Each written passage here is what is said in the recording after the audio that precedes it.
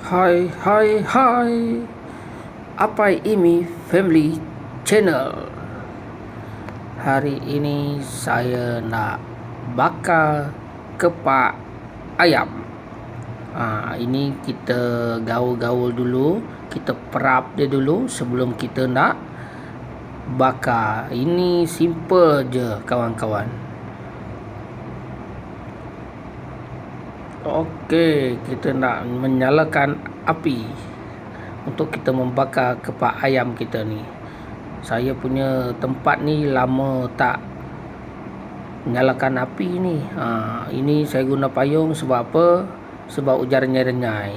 Okey, api pun sudah naik bara.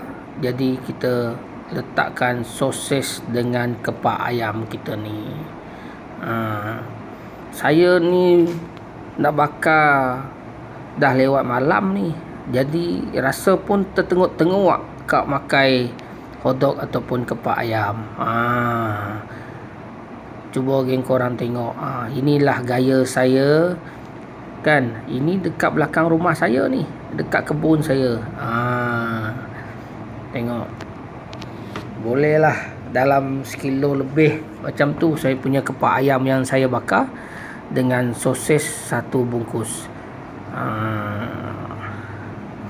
Kepada kawan-kawan, cuba tonton video saya ni kan, jangan serik. Tengok, kita kalih-kalihkan dia mana-mana yang dah masak. Lepas tu kita salutkan dengan minyak bagi dia punya kulit rangup sikit. Okey kawan-kawan. Okey, ayam kita pun dah setengah masak dah ni dah. Tak lama lagi nak masak lah ni kan. Sosis dengan kepak ayam je yang saya bakar hari ni.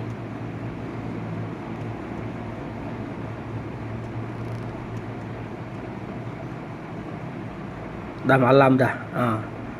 Hujan pun dah berhenti. Tengok, menggunakan lampu ni, torchlight. Asap kuat ni. Tak tahu macam mana yang dekat atas tu, hidu bau rengut-rengut bakar-bakar saya punya ni kepak ayam saya ni. Memang steady lah apa ini. Nampak dah nak masak dah tu dah. Memang terbaik. Padu. Rasa pun memang sedap nanti. Okey, yang ni, yang kepak ayam kita bakar pun sudah masak.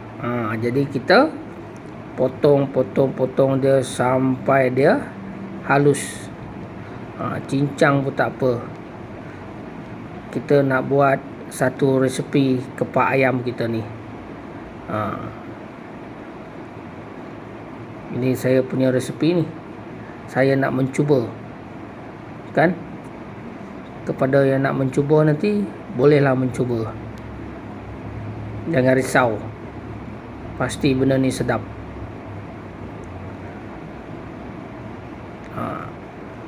Tengok kawan-kawan, ayam yang saya sudah potong kecil-kecil dan halus. Lepas tu kita masukkan garam, Ajinomoto.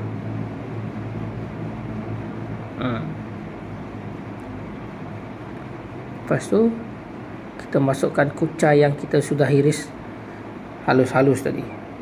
Masukkan. Tapi kepada kawan-kawan yang berbangsa Iban ataupun non-Muslim, dia pasti dia tahu resipi apa ni.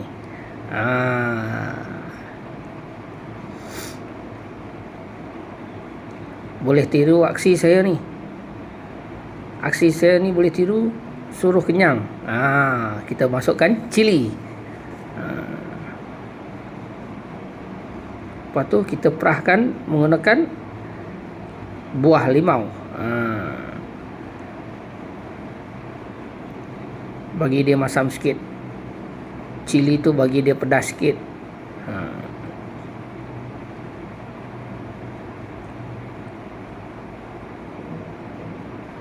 Okey kawan. Lepas tu kita gaulkan sampai rata. Gaul-gaul lah sampai rata. Bagi semua dia bercampur, baru sedap dimakan nanti. Tengok kawan. Meliu air tengok kan. Okey, kita nak rasa bahan yang kita dah siap.